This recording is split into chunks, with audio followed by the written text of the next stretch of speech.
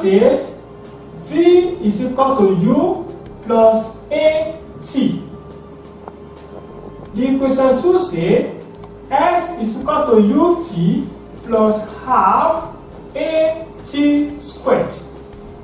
The equation 3 says phi squared is equal to U squared plus 2AX. Those are the equation, the three prominent equations of motion of a body traveling on a straight line. On the straight line. Okay? Look at these three equations. They are very, very important. This equation can be changed. This one we have written for you now is the equation of a body on a straight line. Now, what about the case whereby a body undergo a motion under gravity at a particular height? This is a particular height. It's different from horizontal distance. This is vertical distance. So when we now have a body or an object undergo a motion under gravity or against gravity, it's either it's moving up or it's coming down, then this equation will be changed. For a body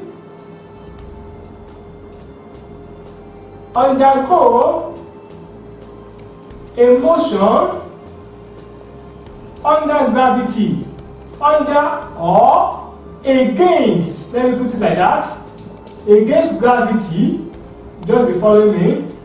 What are those things that will change? Your X is equal to H, your A will be equal to G.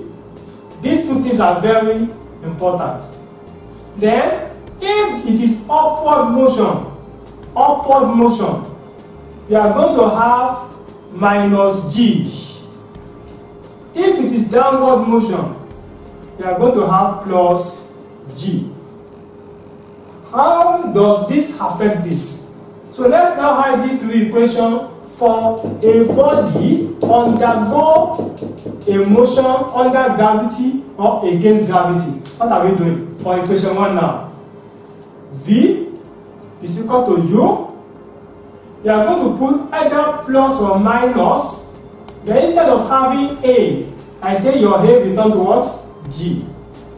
T. The meaning of this is what?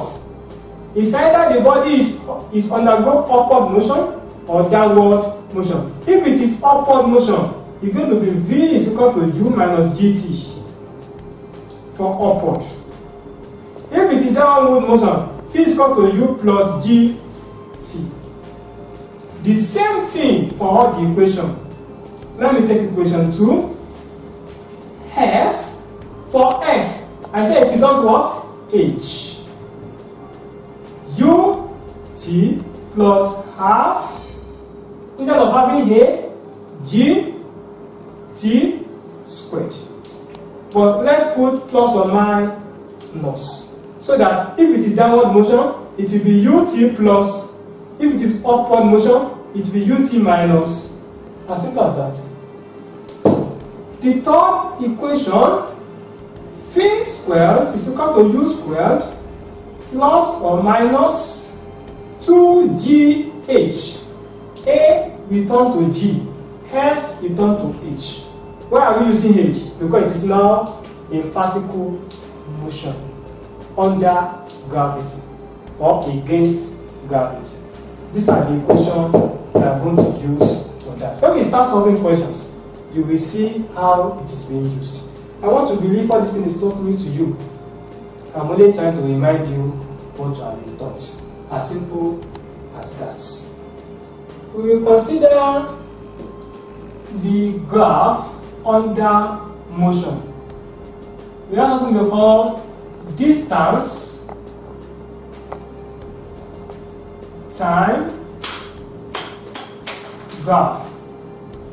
You call it XT graph. ST graph. Before we go into velocity time graph, let's consider this. We have This is for distance in meter. This is for time in seconds. What can we deduce from this? You remember when we are defining speed. Speed is distance over what? Over time. Yes, you remember? Speed, distance over time. So now, if you are now plotting the graph of distance against time, that means the slope of this graph will give off speed. So what I'm bringing up from here is that when you are plotting the distance and time together on a graph, the slope you are getting is for what? Speed. So the question can be asked that from this time graph, what can we do from this, what can we get? All the deals from distance time graph. The slope is what? Speed. That's that. Let me please see velocity time graph. We call it phi-t graph. Phi-t graph. Okay, let's look at this. Velocity time graph. Let's assume we have, look at this. This is velocity in meter per seconds. This is time in seconds.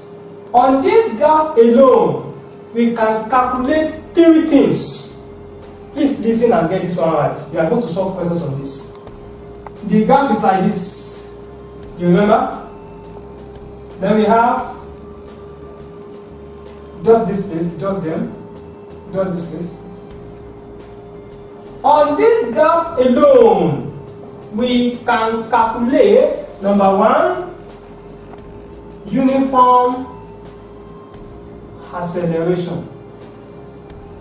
You remember? Number two, uniform retardation. You may be saying, what is retardation? Retardation is the negative of acceleration. Retardation is the negative of acceleration. We also said retardation is decrease in velocity. Acceleration is increase in velocity. You remember? Then you can also calculate total distance traveled on this graph alone. You can calculate. This one is your acceleration. This one is your retardation. This one is your uniform speed. We call this place uniform speed. You will see how it is being calculated. Let's try to label this graph. Call this place O, A, B, C, D, E. This column is for time. This column is for velocity. And I told you the first part of this triangle here. Look at this triangle. Can you see? Can you see? This is for acceleration. Look at this part. This is for retardation. So if you are told to calculate the acceleration here now, what are you going to do? And this is the column for velocity. This line is parallel to this line.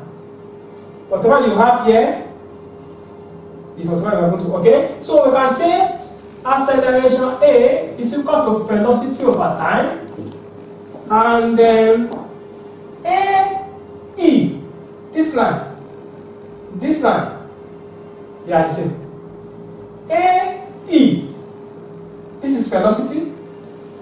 AE divided by time, OE. Can you see now? So simple. What about retardation? Retardation A, see this triangle here.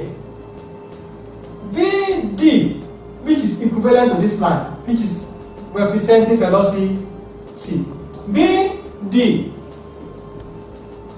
divided by CD or DC. CD. That is how to calculate what? Retardation. Good. How do we now calculate the total distance traveled? Good. I'm only giving you because you have to understand this before we go into our calculation. Total distance traveled is equal to the area of trapezium. Trapezium OABC. Trapezium OABC. Look at this very well. Look at this shape. Can you see? It's representing a trapezium. So I said total distance traveled is equal to area of this trapezium. Another question is this: what is the formula for the area of a trapezium? Half into A plus B times height, which is equal to half into what is representing our A? Our A and B is the opposite side, the side that are facing each other.